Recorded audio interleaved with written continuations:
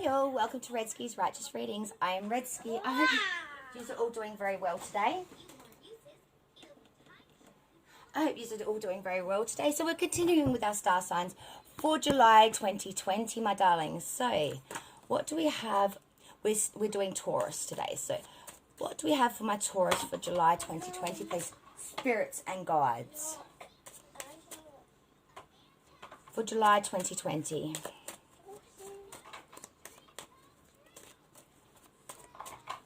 July 2020 for my Taurus.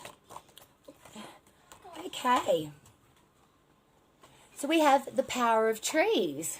That sounds interesting. In ancient times, sacred groves were sites of worship and divination, while pagan aspects of tree magic lie behind the modern customs of bringing evergreens indoors at Christmas in hot and arid lands where trees indicate the vital presence of water and therefore life. They were often honoured as fertility symbols and involved with fertility rites. By drawing this card, you've invited to reflect on the enduring presence of nature. Trees can help to put our human lifespan into perspective, and great mature trees with roots locked deep in the earth and branches reaching up into the sky can also help us to appreciate and celebrate the connectiveness of creation. Beautiful. Beautiful card, that. Just inspirational, those wordings. It hits me every time. Taurus, let's see what the cards have got to say for our Taurus for July 2020, please, spirits and guides. What messages would you like to relay to my Taurus? Spirits and guides, we ask for clear and precise messages for my Taurus for July 2020. Please give us accuracy. We love the messages. Love and light. Thank you, Spirit. Thank you, Spirit. Taurus, July 2020, please. For Taurus. Please like, share, and subscribe, please, as well. I'm new to the channel and I could really use everybody's support. If you like my readings. For Taurus, please. Spirits and guides for Taurus. I'm just looking for a jumper to get this reading started. I like a jumper to get it started. Just lets me know Spirit is with us. Yep, there we go. Thank you, Spirit. Thank you, Spirit. Thank you, Spirit. For our Taurus, my darlings, please, for Taurus. What messages would you like to tell our Taurus for July 2020? Whoa, okay.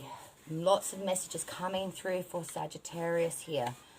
Cards are jumping across the waters. Okay, we have a lot here. Oh, and we've got a few more coming. All right, my darlings. This is an intense reading. It's got a lot of different cards here, and you've got some major arcana in this reading as well. Quite a few. Oh, and temperance at the bottom. Another major arcana. Major arcana here, people. We have the world. We have the moon. We have strength. We have death. We have the lovers. Sign of Gemini. We have temperance. This is an intense reading, Taurus. There is a serious message here for you. Please pay attention to this reading. You now, present position, card 1. None other than the 9 of Swords. Let me show that to you, my darlings. 9 of Swords, current position. So your 9 of Swords in the upright speaks to concern, mismarriage, anxiety over a loved one, or despair. In your second position, which is your crossing card, or obstacle card, or issue card, is none other than the Knight of Pentacles. Now, your Knight of Pentacles, and he is reversed too, I must say. So your Knight of Pentacles in reverse is stagnation, lack of determination or direction, narrow-mindedness, limits set by dogmatic views or idealisms. Then in your third position, so immediate, your crowning card, or goals or destinies, is none other than the World card in its upright. So the World speaks to attachment, completion, perfection, ultimate change. It could be the end of a result of all efforts, success, fulfillment, capability, triumph in undertakings, the rewards that come from hard work, external life, admiration of others. In your position 4, which is your foundational past, which is your distant past, and the energy is just about pretty much left you now, is none other than that confusing 7 of Cups. Now, we know that 7 of Cups is a bit of a boogie. That 7 of Cups stands, of course, for the fantasy, imagination, daydream, foolish whims, wishful thinking, illusionary success, or too many options to be able to choose what you want, because these cups have got just about everything in them, and this guy don't know what he wants. So too many options, too much confusion.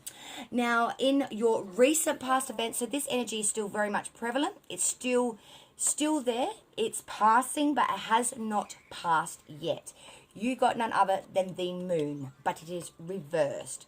So when we look at the moon reversed, we look at a minor deception recognized before damage is done. It could be trifling mistakes, overcoming bad temptations even. It could also be gaining without paying the price, taking advantage of someone.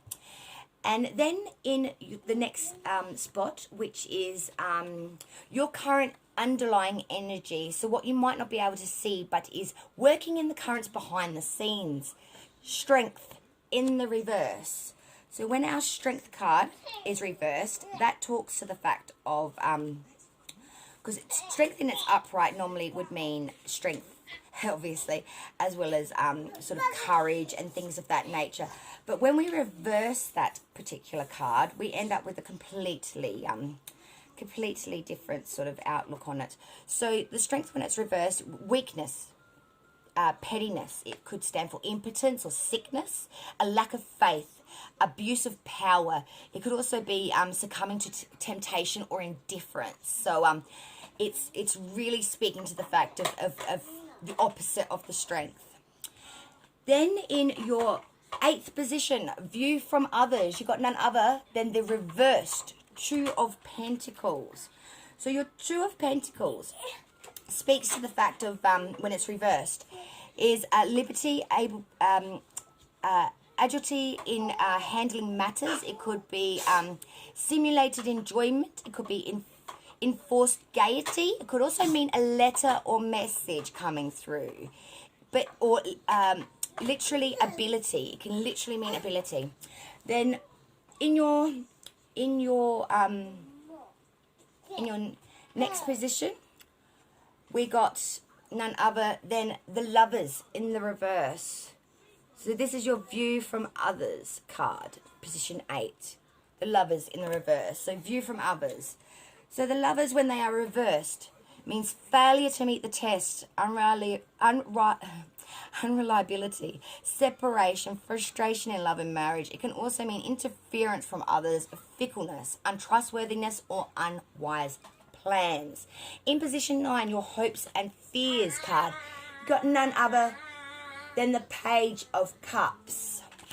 So your Page of Cups speaks to the fact of, and it's in its upright as well, I should have mentioned. So your Page of Cups speaks to the fact of a studious and intent person, reflective. It could also mean a loyal, a willingness to offer services and efforts towards a specific goal. It could also mean a helpful person or a trustworthy worker, someone that you could bear bonds with. In the possible outcome for this reading, my beautiful Taurus, we have the Death card in the reverse. So when death is reversed, that sort of says to the point of, oh, hang on, just let me have a breath. It means stagnation. It means immobility. It means slow change, particularly partial change. It can also mean narrowly avoiding a serious accident. Taurus, did you hear that? Narrowly avoiding a serious accident. So please be more careful this July that we don't have any serious accidents. And for the overall general feeling of this reading, Taurus, was Temperance in the reverse. That was under the bottom of the deck. So your underlying energy for this reading is Temperance in the reverse. So that lovely card stands for discord, conflict of intention, hostile, inability to work with others. It also means difficulty in understanding others, impatience, and it can also mean, it's discord. it's hostile. It's just an energy you cannot work with, basically.